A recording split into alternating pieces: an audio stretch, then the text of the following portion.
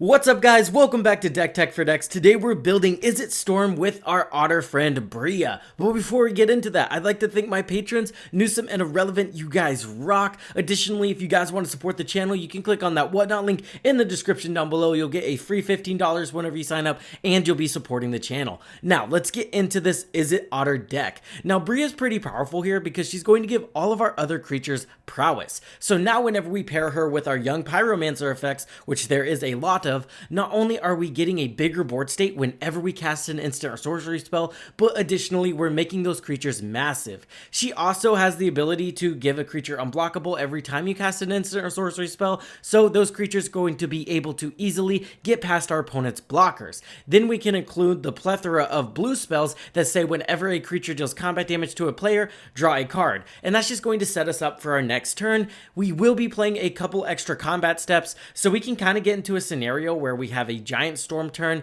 get a lot of prowess triggers, attack our opponents, draw a ton of cards, and take an extra combat step. Another thing I really want to do is utilize those tokens past just dealing damage to our opponents, right? So we have Sorcerer's Class. So now we're able to actually tap our tokens to cast our instant and sorcery spells, which is kind of crazy, especially when we get to utilize these new cards like Storm Splitter. Let's set up a crazy scenario. If we have Storm Splitter on the battlefield, we have Sorcerer's Class and Valley Floodcaller, we can easily get into a scenario where we're casting our instant and sorcery spells by tapping down our Storm Splitters, and then we can untap them with Valley Floodcaller whenever we cast an instant or sorcery spell, and then we can tap them again to cast more instant and sorcery spells. And while we're doing this, we're just creating more and more Storm Splitters, because Storm Splitter is the Scute Swarm for these Izzet Spellslinger decks. So we're going to make a massive board state of hasty otters that all have prowess. Those otters can tap for mana, and then whenever we cast a non-creature spell, we get to untap those otters. Not to mention Valley Floodcaller is going to give them basically another instance of prowess, because it gives all of our creatures, or all of our otters and all the other things, +1/+1 whenever we cast a non-creature spell. So they'll have two instances of prowess.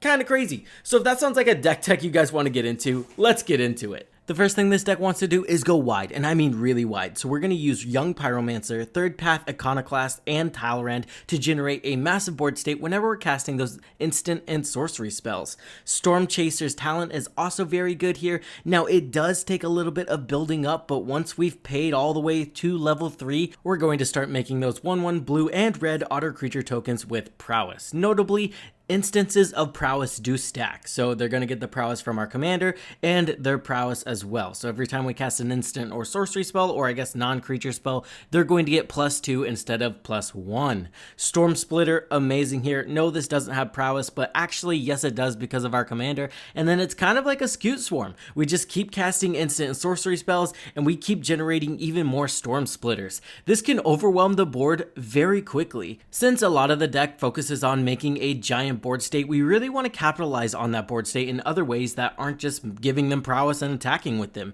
So Invasion of Segovia is perfect here. It's going to give all of our non-creature spells Convoke. This means now we can cast all of our cantrips and all of our other instant and sorcery spells with our creatures instead of spending mana. Now notably, you can actually get rid of the casting cost or the colored pips of your instant and sorcery spells. You just have to ensure that if you're casting a blue cantrip, that you're tapping a blue creature, and that is going to be able to cast it for essentially free.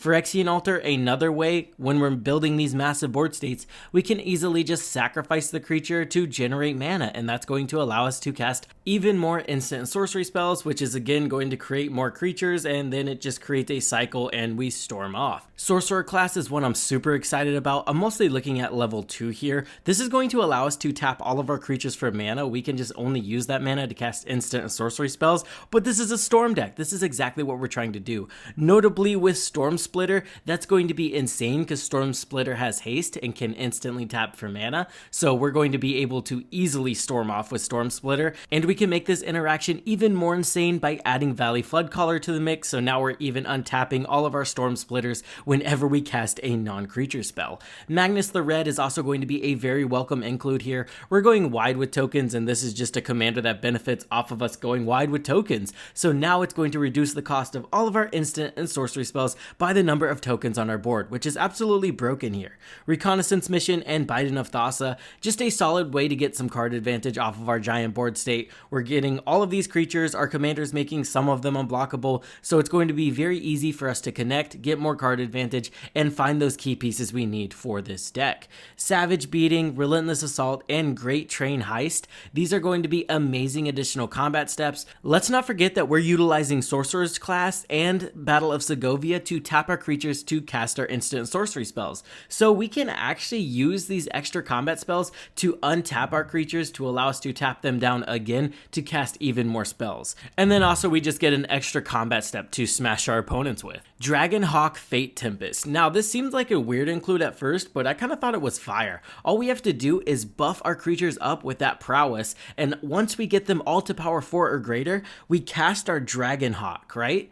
And then it enters the battlefield and essentially impulse draws equal to the amount of creatures we have on the battlefield. And in a storm deck, that can be massive. This is going to impulse draw us a ton of cards and really fuel our storm turn. And then if we don't cast all of those spells are just going to damage our opponents. Moving on, let's talk about some of our Storm payoffs. Stormkiln Artist. This one's a must in any Storm deck. We're just going to generate a treasure token whenever we cast or copy an instant or sorcery spell. Birgi, God of Storytelling. Whenever we cast any spell, which is really good with those prowess triggers, we're going to get 1 red mana. So it essentially reduces the cost of all of our spells by 1, which is amazing. And then additionally, we can just outright cast our red cantrips. Not to mention, you can actually cast the backside of Birgi, which is pretty useful and people ignore it.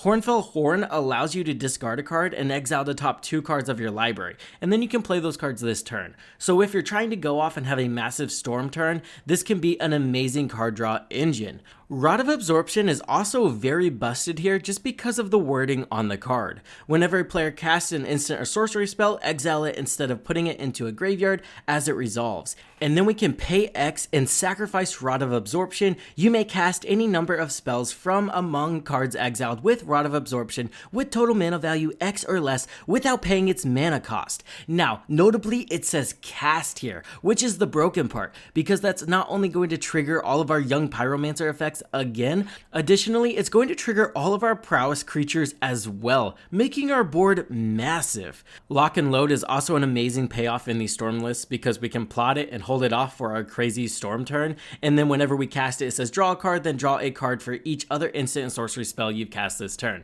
So it basically just refills our hand after we cast a ton of spells.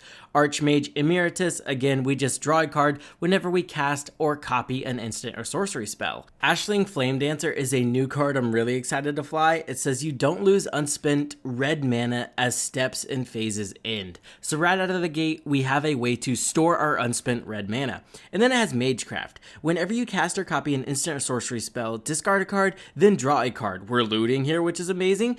If this is the second time this ability has resolved this turn, Ashling Flame Dancer deals 2 damage to each opponent and each creature they control. Kind of a one-sided board wipe, and then if this is the third time this ability resolves, it just gives us 4 red mana. Perfect in a storm deck. A little bit of board removal, a little bit of card advantage, and then some mana tacked on top of that. Mizzix's Mastery is a card that I don't think I have to introduce, but I will tell you why it's broken in this deck. Again, Mizzix's Mastery is one of those cards that allows you to actually cast the copies you make. So since we're casting them, again, that's not only going to trigger all of our prowess creatures, it's also going to trigger all of our Young Pyromancer effects. Surge to Victory, extremely broken here. It is a 1-card win con with Aggravated Assault because all you have to do is connect with a creature and then you get another combat step, and then again, if you connect with that creature, you get another combat step, and I think you can kind of see the loop here. We just win the game. But Surge to Victory is also in the deck just because it's so good here. It's going to exile target instant and sorcery card from your graveyard. Creatures you control get +X/+0 until end of turn, where X is that card's mana value. Whenever a creature you control deals combat damage to a player this turn, copy the exiled card. You may cast the copy without paying its mana cost. Again, we're seeing the phrase, you may cast the copy. So it's also going to trigger all of our young pyromancer, all of our, prowess triggers again. Additionally, we're just going to get a copy of whatever card we exiled, which I don't have to tell you is going to be extremely powerful.